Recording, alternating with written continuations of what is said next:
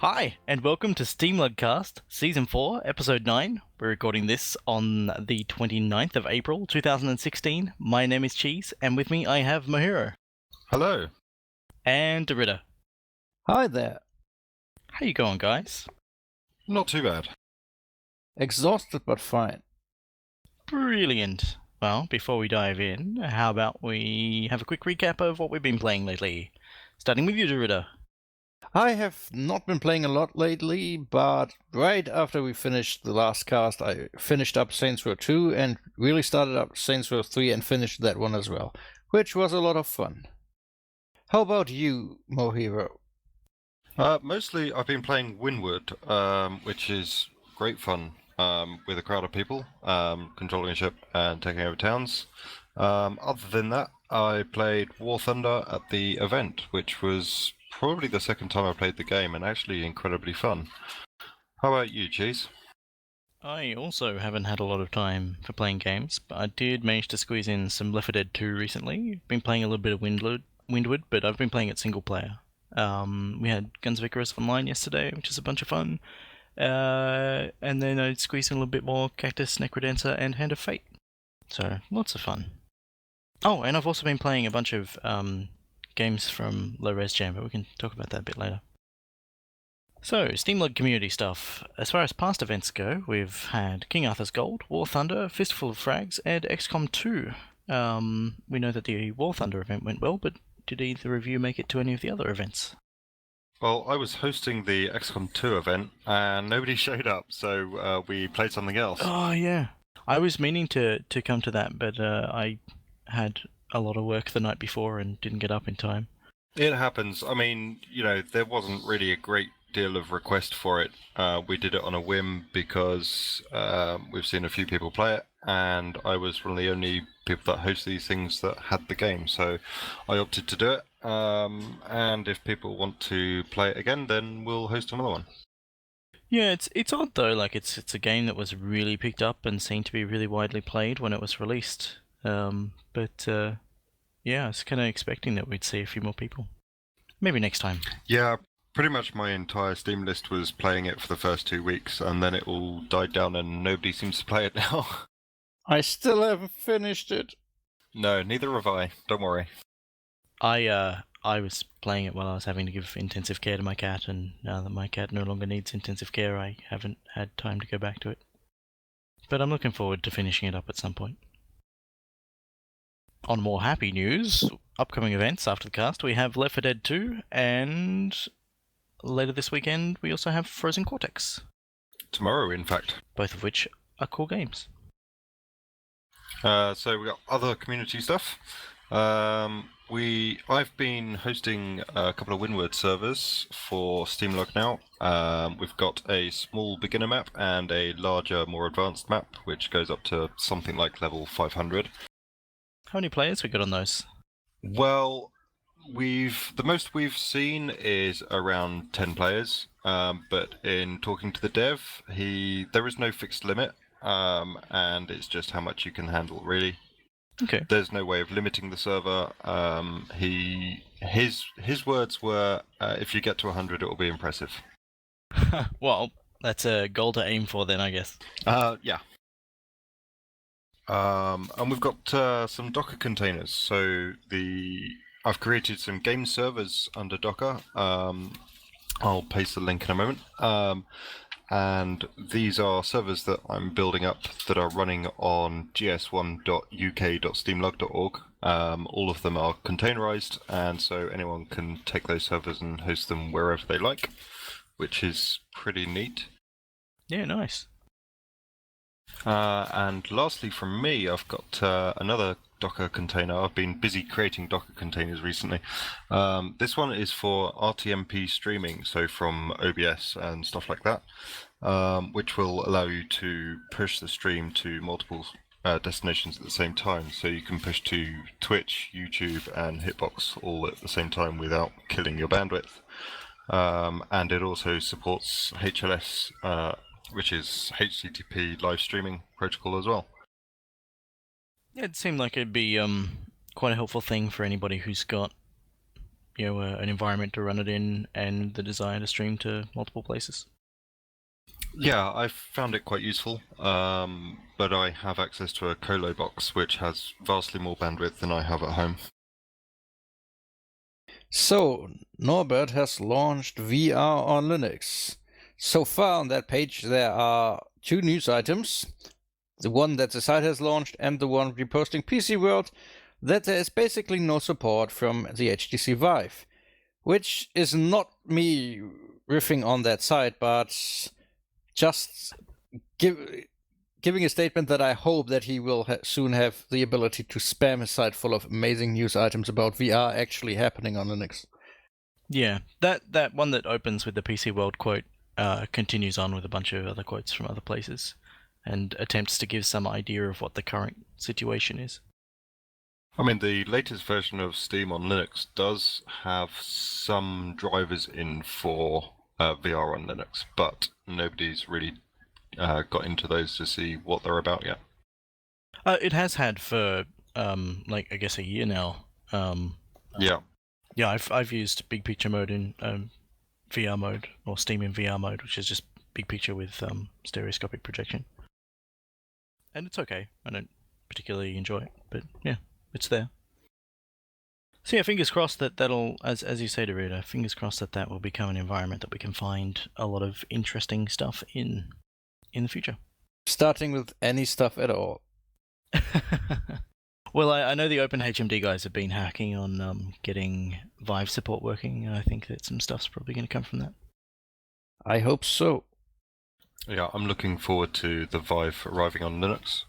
My Vive should hopefully arrive next month, so I'm pretty excited about that. Show of voicey hands. Who doesn't really care about the Oculus anymore? I see no hands. It's me. I kind of care. I care more about users who have bought into it than the company and the hardware that they're making. They're certainly getting a lot of bad press at the moment, but we'll see what happens with support for them in the future. Well, I think I've said it before. I feel like their role in history was to crack open the consumer market, and they did that. And they did that very well, I think. But on the way there, they broke half the promises they made very rapidly. Well, they broke most of the ones that I care about, but yeah, I don't know. I mean, I don't. All the ones I cared about. We're not there yet. Like the consumer market isn't present yet. It's the next 6 months that are going to tell us what shape the industry is going to be in from here on out. But yeah, they certainly kickstarted all the attention and enthusiasm that needed to get things rolling. I hope it's more of the direction of the HTC Vive, because it starts off as a much more open platform than the Oculus Rift already, and is the one that is the most likely to ever be on Linux. Well, you got to remember that the Rift has previously been on Linux. I mean, that's got to count for something. Yeah, when all VR meant was barrel distorting your stereoscopic image.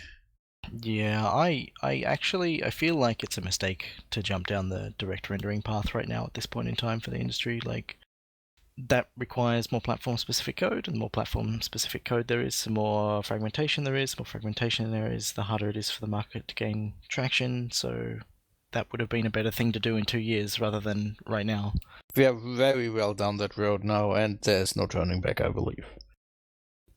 It does seem so. As far as I'm aware, the Vive is also direct rendering focused as well.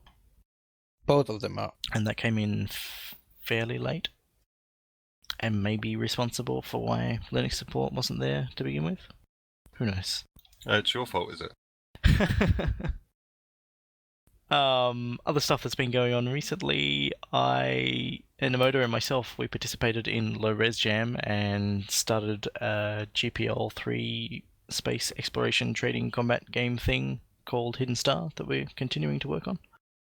It's been a bunch of fun. Low Res Jam was a challenge to create a game that renders at 64 pixels by 64 pixels. And so we upscale that. Yes, I did hear about this. Yeah.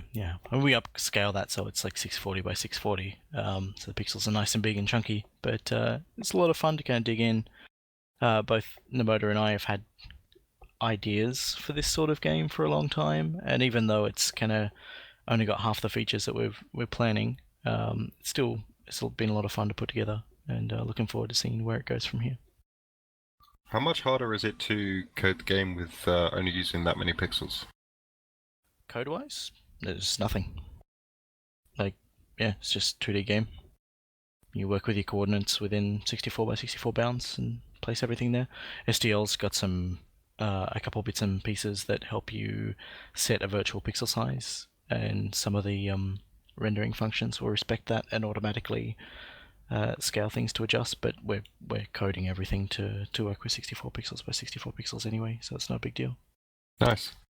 I'd say that from a art production standpoint, and I'm doing code and art on this as well, so I'm not very good at pixel art, and that's been the big challenge, has been to try and make things look okay at such small sizes. I know, you rather make things actually pretty. But yeah, there's been a bunch of other Linux games that come out of Low-Res Jam. There were a whole bunch, let me find them.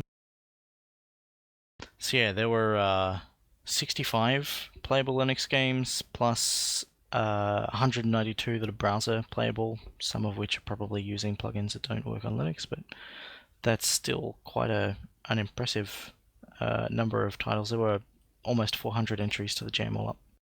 Do people still use browser plugins that don't support cross-platform? I guess there's, people used to use ActiveX a lot, but I don't see that anymore. A lot of people are still using Unity 4 and the Unity web plugin that doesn't work on Linux. Okay, yeah, that's fair. But Unity 5's WebGL thing does work on Linux, so it's no longer easy to just go, oh, if it's a Unity game, then it doesn't work. Yep. But Chrome dropping the NPARPy thing really is killing off these plugins rather rapidly. Yeah, for sure. But yeah, a lot of cool things. There's like someone made this like space flight sim that runs entirely in a shader. And that's kind of cool. And there are a bunch of first-person games, a bunch of like RPGs and stack of platformers. It's like a whole really diverse range of games that people are making. It's really cool. So there's a link if anybody wants to check that out. And another thing I did recently was record a unboxing video of the recent Assault Android Cactus indie box.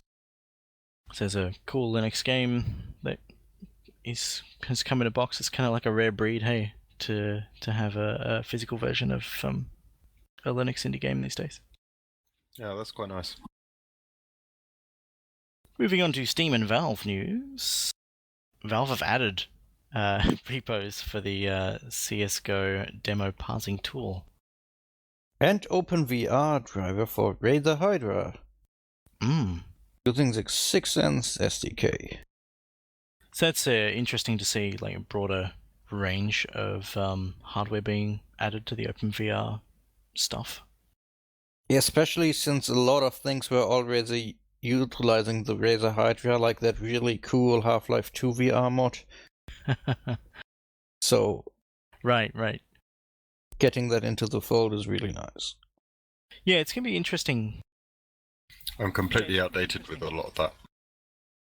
I'm hoping I'll pick up on it once the Vive arrives and I start paying more attention. I don't know, like, has anybody done a comparison of the Hydra and the Steam VR controller? Or the Vive controller? I don't know.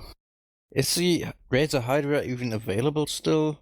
Last time I checked, I believe it wasn't being built anymore, something like that, because it kind of flopped before VR was a thing. Yeah, I'm not certain what the current situation is, but it does kind of feel like a legacy device now. Well, maybe it will pick up again when people start getting VR and getting seriously into it. Who knows?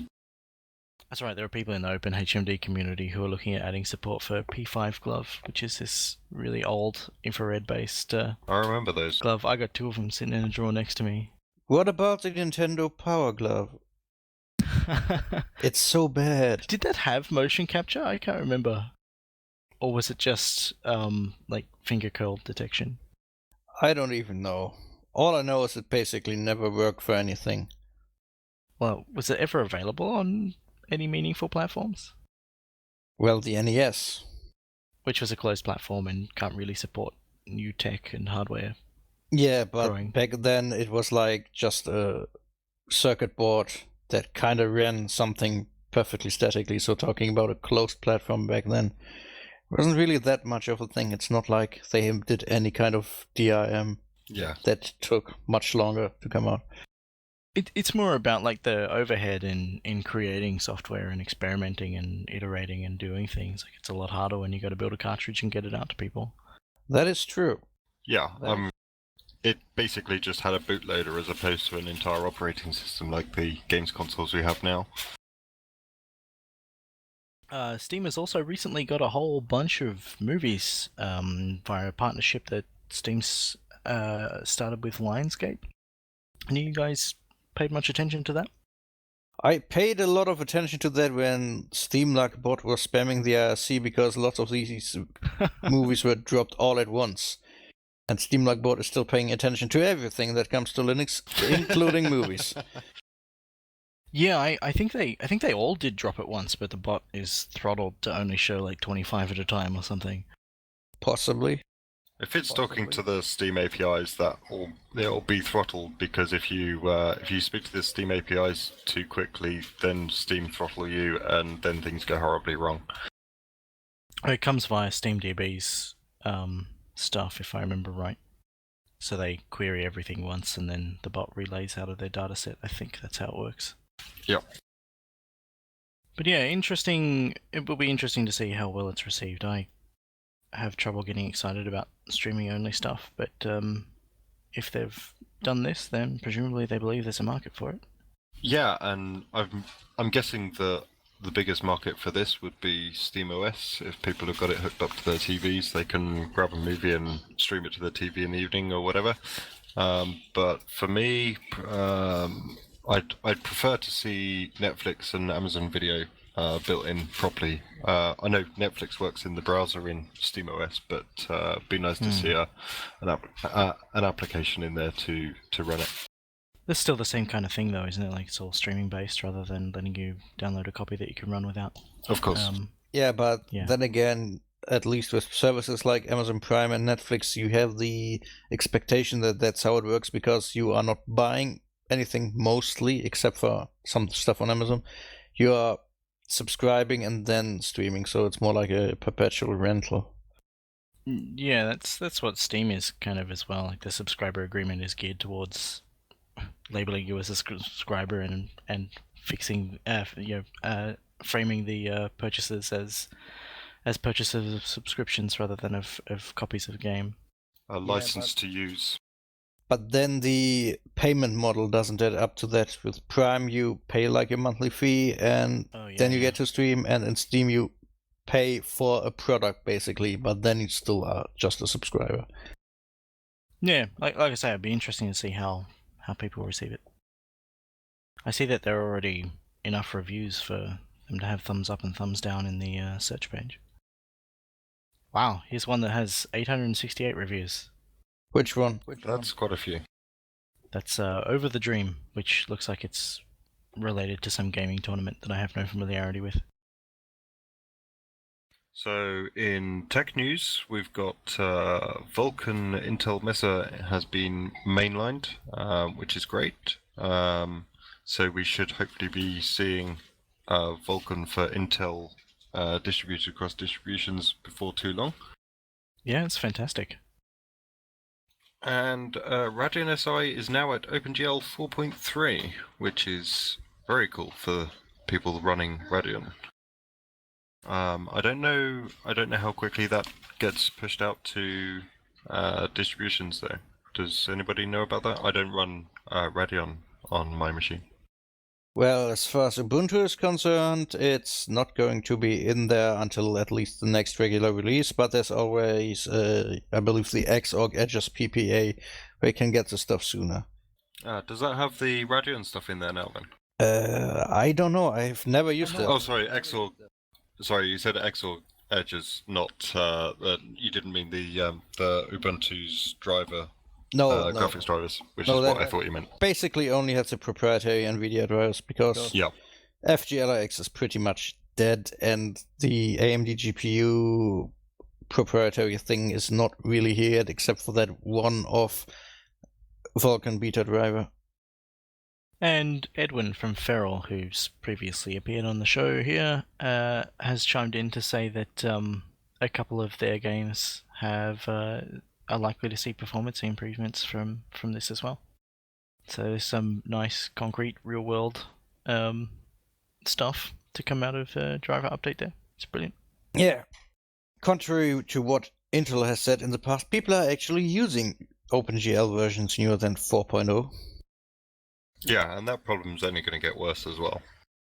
But hopefully, with Vulkan, things will get better. But that will all take time, and not every Vulkan isn't for everybody. So we'll see what happens with that. So also on the AMD front, AMD have released Code Excel.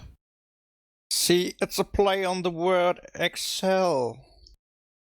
So it's a GPU and CPU profiling tool, debugging tool, and some analysis stuff as well, by the looks of things. I hadn't heard of it before today. Are either of you familiar with it? No. No, I'm not.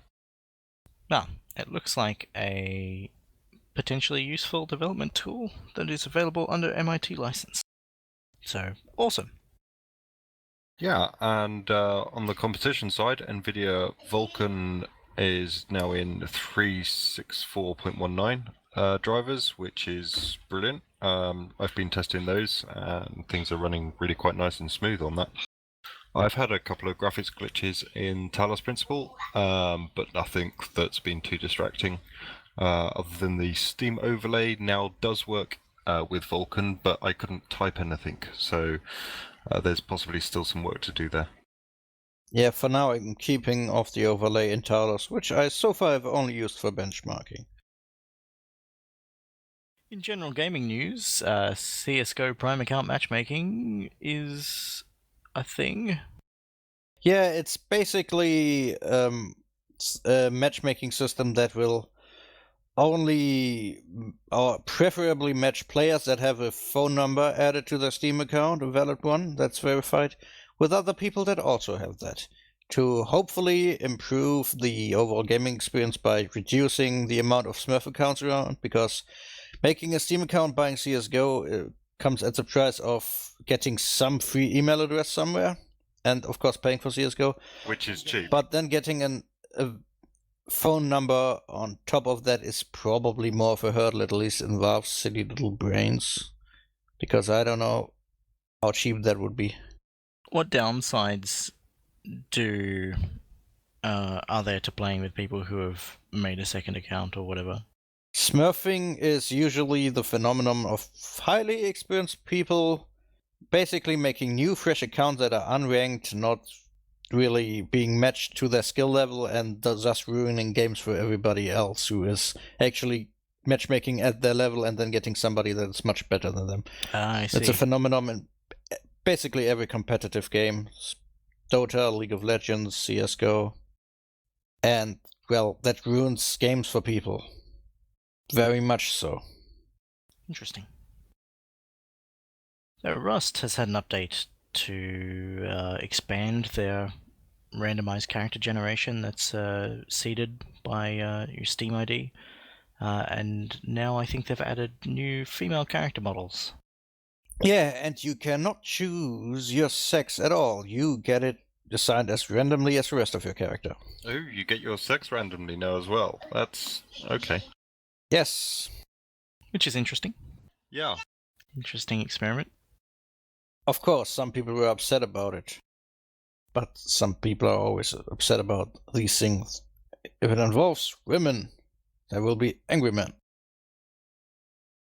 So, Supergiant has announced Pyre, their next Supergiant game.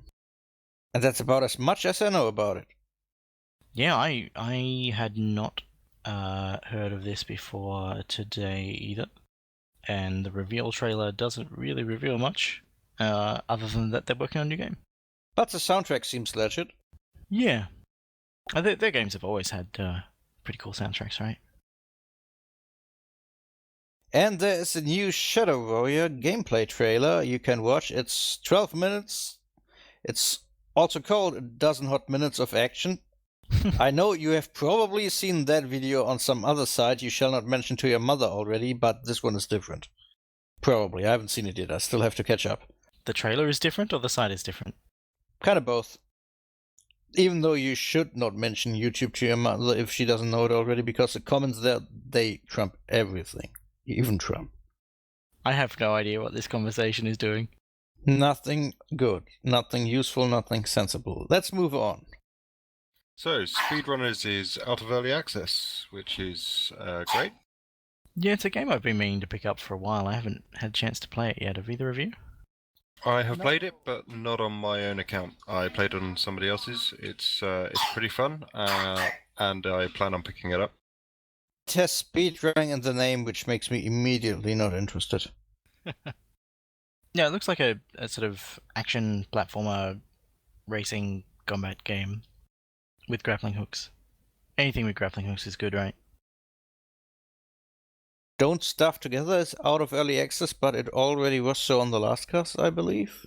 And we discussed that. No, last cast we announced that it will be out on April the 21st. So this is actually news. Yeah, it's out now. Yay!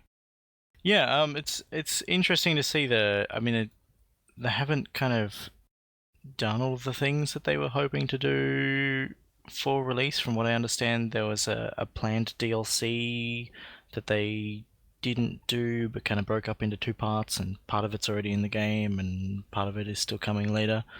But it's kind of cool to see it move out of that early access phase and become something that's a little bit more solid, a little bit more stable, a little bit more feature complete.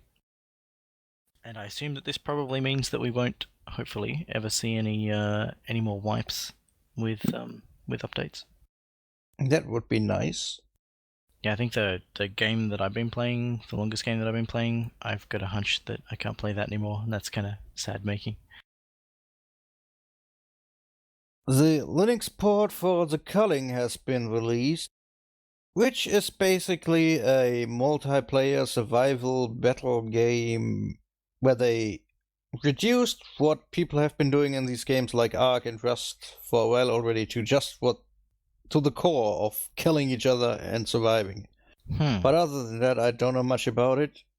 These games have the tendency to really annoy me more than speedrunning, so no idea. If you like Ark and other games such as this, like Rust, check it out. Wow, that's got quite a lot of reviews on it. Yeah, it's something that I've added to my wish list, but I haven't yet picked up. I'm still debating it. It seems to have fairly terrible performance for some people so far. Remember though, if you don't pick these up early enough, the horde will move on to the next game of this kind, because that always happens. Of course. They have like a new one every couple of months. Yeah, and I've got 400 games to play, so I'm not too worried about keeping up with the horde. Yeah, I mean, how many... I know nothing about the game, but I guess the big question is how many people you need to make a game feeling compelling, and if that's only 4 or 5 people, then it doesn't really matter how much of a community it's got kicking around, as long as you've got 4 or 5 friends. But if it requires 20 or 30 people, and the community's moved on from it by the time you pick it up, then yeah, it's... It says 16 contestants in the description, so that should be about it. Yeah, right. Yeah, finding 16 friends who are all happy to play one game at the same time is a little bit more effort. Well, you just stick a message in IRC and sometimes people pop up. Yeah. Yeah, you can make it happen. So, moving on, Tomb Raider was released for Linux the other day. I already had this. I had it since Tomb Raider came out, which Steam for Linux was just hitting beta at that stage, I believe. So I'd already played through the game, but I'm one of these people that like achievements, and it failed to trigger on Windows. So hopefully that has been fixed, and I may play through the game again on Linux. I gave it a quick test, but not too much. Have any of you two picked it up? I picked it up, sadly haven't had the time to play it yet. Looking quite forward to it, as it is a deep enough single-player experience, which I always am looking for. But holy poop. The DLC, I looked at it, it's utterly the most worthless DLC I've seen in quite a while. I wouldn't bother with the DLC anyway. There's like only multiplayer stuff, and who wants to even play this in multiplayer? And the single player stuff is utterly ridiculous. There's only really one item that adds gameplay, and it's like a map, a single player map. That it's a mini adventure. Everything else is just skins and one skill and a crosshair for headshots, which I think are these people insane. Why do you make DLC that is that? Yeah, I mean, I first time round playing Tomb Raider, I actually really enjoyed the single player game, and even 2 weeks after it was released, the multiplayer was pretty much dead. So I guess they were releasing DLC for the multiplayer to try and keep it active, but I don't think it worked. Yeah, that seems like the disease AAA gaming had around 2008, where every single game was having a multiplayer slapped on it because that's how you made money back then. And no, leave them. No. Yeah. I don't think multiplayer adds anything to Tomb Raider. I think it was a very good game to play through single player, but multiplayer, I never even got into a game. Here is one of the most absurd stories I have ever told about a Linux game coming to an end. Torchlight 1 is finally available for everybody to buy DRM-free via the Humble store. Hooray! So originally this was part of a Humble bundle many years ago, and that was never released outside of the bundle for people to purchase. And only through a freak accident of Humble back then still offering the Ubuntu Software Center integration for their Linux titles, that game made it into the Ubuntu Software Center, but only up until version 12.04. So that was the only way after the Humble bundle you could buy this game. And now you can actually buy it in a reasonable manner. And it's quite fun. It's not as fleshed out as Torchlight 2, but if you like Diablo 1, if you like constantly going deeper and deeper and hitting monsters in the face, it's a game to check out. Yeah, it does look cool. I remember I played a little bit of it, and there were a couple of bugs, and I think my progress got wiped during an update, like just after the Humble Bundle released, and I was like, all right, well, I'll leave this and let it sit and fix all the bugs, and That not never bother me happened. again with that kind of thing. Not a lot. Yeah, I had the same, and yeah, the development just seemed to go silent, so it's nice to see it out on Humble Store. Yeah, I think this might be a good motivator for getting back into it. But don't expect this port to actually be touched up. If you had it back in the day and had issues that never were fixed, they are probably not fixed today. Right. Yeah, no, it's well, actually, I remember I was talking to Ed ages ago, the guy that did the port, and he was saying he had a bit of a to-do list of things to touch up on Torchlight. So perhaps he got around to doing that, and that's why it's been updated and released here. So definitely something to check out when I get a chance to look at it, I guess. Yeah, I mean, if they have updated it, I'm assuming that those of us that bought the Humble version in the Humble bundle will have an updated version in our library as well. I'm hoping. Well, the download in my Humble Store page says that it's dated 2013. So possibly not. Possibly not. Or nothing has changed on it. Yeah, I don't know. I might send some emails and get to the bottom of that. Darkest Dungeon is out of beta for Linux. The quite popular roguelike, if you may call it that, or roguelite, that was pretty much well received by everybody who had an opinion worth listening to. And, well, you can now play it. It's supposed to be really hard. It has seen a lot of attention in general since it first came out or first got popular. Got even harder, I believe, and yeah, this just made it on my wish list. Yeah, I haven't heard much about it, but I do, it rings some bells, and I do get a sense that I have come across people talking about it a bunch. So I don't have any awareness of what it is, but the name is quite familiar, and yeah, looks like it's something that should be well appreciated. And Master of Orion, the new version, has a port on Steam. The game's currently in early access and actually looks pretty good. Opinions on it seem mixed, though. Some people say it has like no long-term playability because it's kind of meaningless at the end, and other people seem super happy and keep playing this for hours and hours and hours. Yeah, indeed. And I mean, if you're looking Well, if for it's a in game, early access, yeah, I was gonna say, it's in early access, so I'll let them off it not having long playtime at the moment. If those reviews are still the same when it's released, then that may change minds. But at the moment, I think that's fine. now, was this developer involved in any of the original Master of Orion games? I am unsure. It doesn't look like it. And from that angle, I mean, I can understand anybody who might be wary, and if anybody is wary, then it's better to wait for release and see how things pan out than jump on board just because it's a title in a franchise that you're familiar with.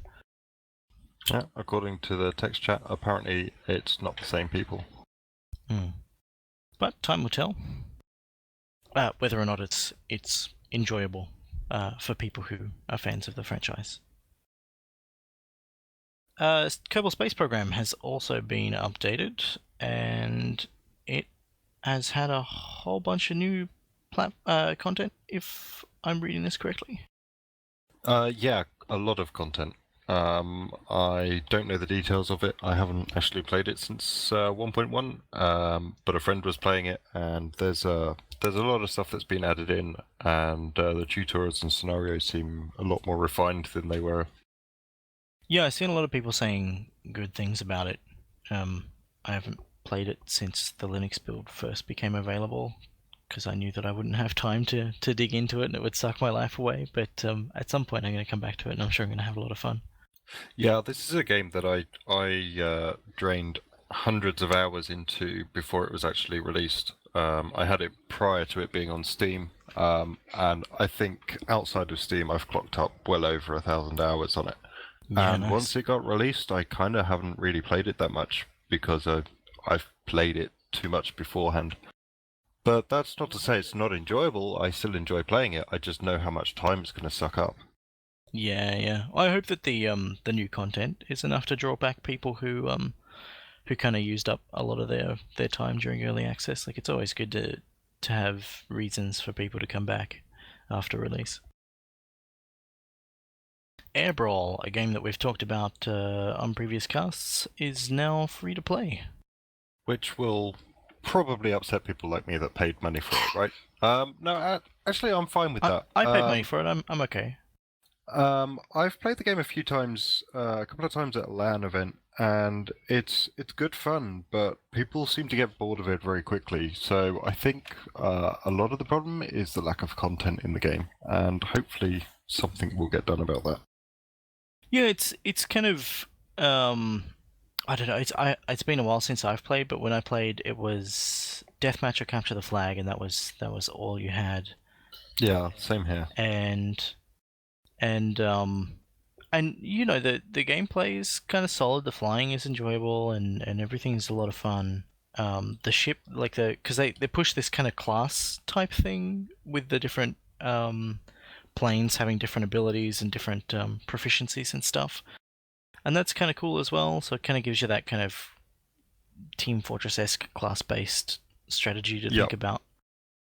But yeah, I kind of... It doesn't feel like a game that you could play for a couple of hours, like half hour to an hour is probably enough. Yeah, I mean, at the LAN events we do named games, so we could try and get most of the people in the same game at the same time. And Air Brawl has come up, and it lasted about 40 minutes, and people started dropping out. Whereas some other games, they can last 3 or 4 hours. Yeah. I mean, that said, that 40 minutes, that half hour to an hour is fun. Yes, absolutely, it's solid fun. And yeah, I don't know. I don't feel like that's necessarily a bad thing to have this kind of smaller scope thing. But I know that some people, like, unless they can sit there and spend a whole day playing a game, they get grumpy. So obviously not for everyone. But yeah, I hope that this increases the player base and eventually results in more content and further refinement for the game. Yeah, I hope so. And GOG now officially support the new release of Ubuntu. Not with Galaxy, but with a bunch of their games that they sell. Which is the sensible way to do things. Don't even bother with the intermediate releases, stick with the LTSs. And also, what is a bigger takeaway here from that message is that they are no longer explicitly supporting derivatives via listing them in their platform selection, but rather, if it's part of the Ubuntu family, and based on that release, they consider it supported, like Elementary OS, Mint, Kubuntu, Lubuntu, all the other Ubuntus, and whatever springs out of that, they are also supporting it now. Which is nice. Yeah, that's kind of cool. More sensible than explicitly listing Mint, even though that is completely binary compatible with Ubuntu. Right. Yeah, I mean, as long as it's got the same library builds, if it's based on Ubuntu 16.04, has the same libraries, same binaries, then there's no reason why it shouldn't work. Yeah. Which now makes this basically a better supported distribution platform than Steam. Yeah. Which only knows SteamOS and regular Ubuntu, I believe. Well, I was about to start talking about Steam support, but they don't have any support, so yeah, it is better supported. Steam still lists 12.04 as their supported Ubuntu version, right? Which is getting insane about next year. I suspect that that's not explicitly what they're intentionally advertising, but instead that page has been lost, I think it's 12.04 onwards. But, I mean, on the desktop, Ubuntu will be killing that off next year, I think. So it'll only be getting support on servers and critical fixes, right? I think that's next year that happens. Was 12.04 even the first one they did 5 years of support for? Possibly. I don't know. Yeah, I agree with Meklu there that that the page that lists that is something that's been lost and abandoned rather than something that's a good indicator of what they're currently supporting and doing. You mean Valve is not doing proper care of the information to the public? What a shocker! In fact, I can't even find a page where they mention a operating system version. The system requirements, they list Windows and mention some Mac stuff, but nothing about Linux. That's possibly even worse. Fun fact though, I recently installed 16.04 when it was still in beta, downloaded the very latest Steam package from Steam itself, because it has always been problematic getting streams through the software center or directly from Ubuntu's repos. And now it has this silly little pop-up that says that the Steam package is out of date because I checked the script and it can't find an environment variable. It's not like this variable is on a too low version, which it checks. It's never been set at all, so... Yeah, I've heard that people are having problems with Steam on 16.04 with that, and the answer is to install it from Package Manager, not from the Steam website. Is that right? Yeah, I believe so, which anybody who had any experience with using Steam on Ubuntu probably doesn't do, because it used to be absolutely crap doing it that way. Yeah, absolutely. It used to be the other way around. If you installed it from the Ubuntu repositories, then things would go wrong. So everybody stopped doing it. Silly Steam, silly Valve. Well, I believe in the end you could simply set that environment variable in your .profile or bashrc and be done with it. Quite possibly, yeah.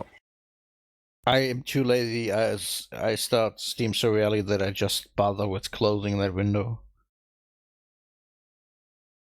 I don't know whether we want to talk about it, but apparently a couple of weeks ago, somebody from CD Projekt Red had said that they cannot promise they will release The Witcher 3 on Linux.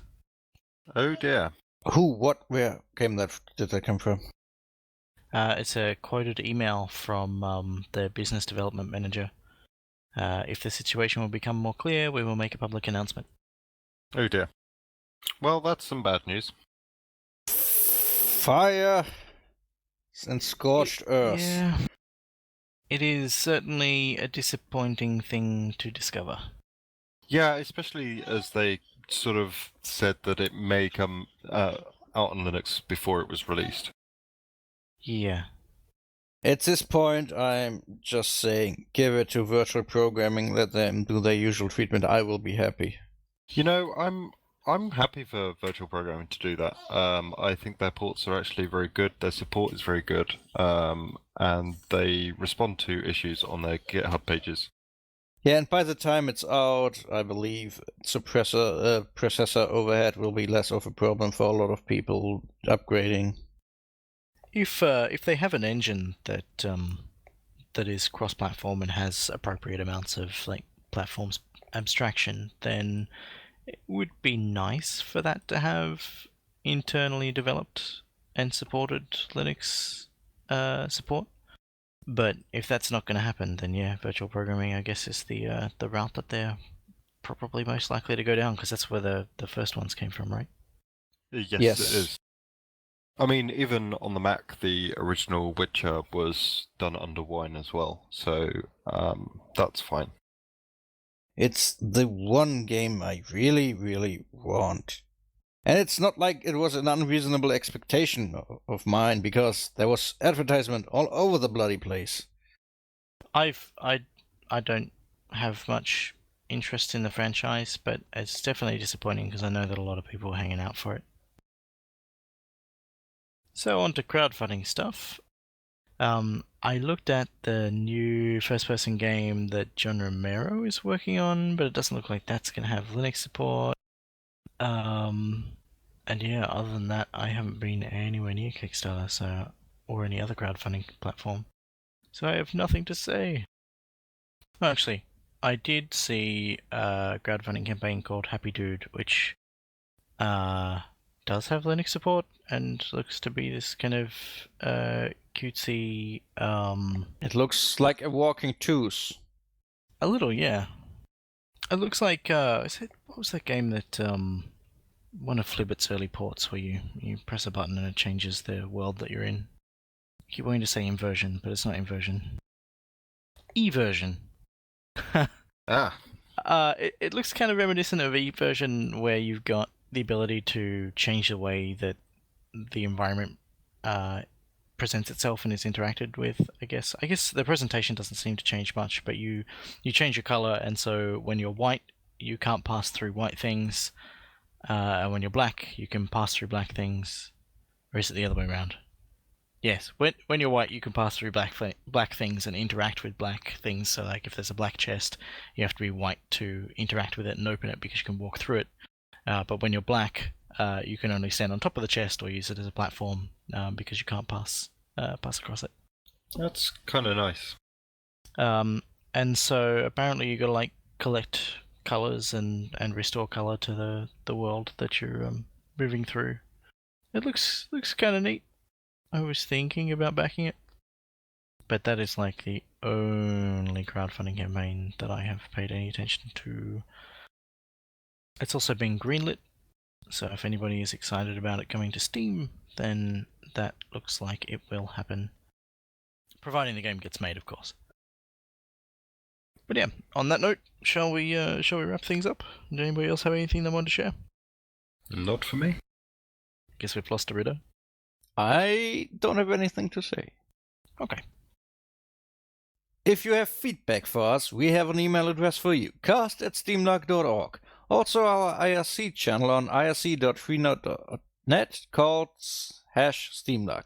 On Twitter, we are @SteamLUG. On Google+, we are +SteamLUG. On YouTube, we are the channel SteamLUG. Thanks everybody for listening in, and see you next time. See ya, everybody. Thanks, guys. It's been fun. Bye-bye. Goodbye.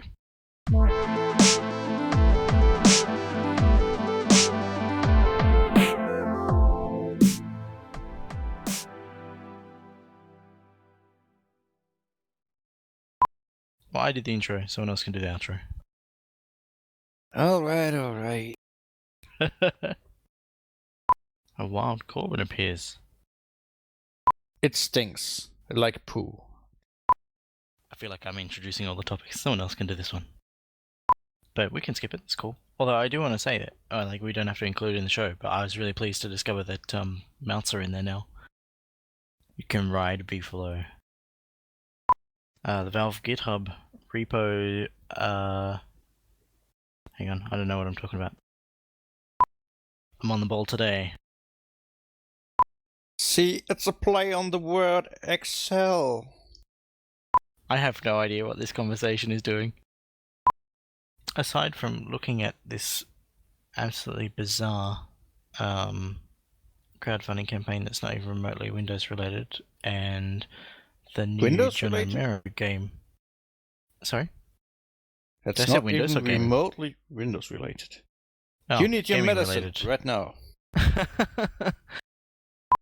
It's a bomb, get down! Sorry, there was a beeping in the background. Made me laugh. Who is super excited about doing the intro? Have you done one yet, Mohero? I'd rather not today. Okay. How about you, DerRidda? I can actually pull the card. I do it all the time. Because whenever I'm on, I'm doing it. Right, in that case,